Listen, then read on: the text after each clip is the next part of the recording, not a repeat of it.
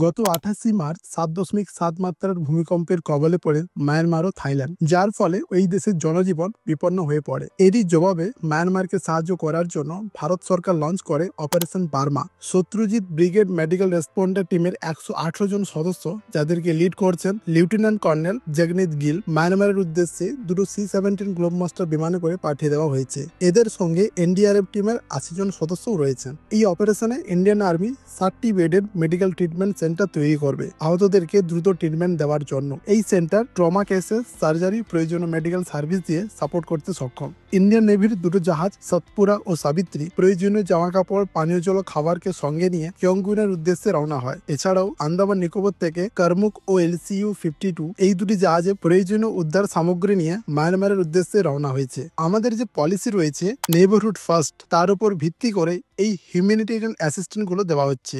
Joy Hind, Joy Bharat.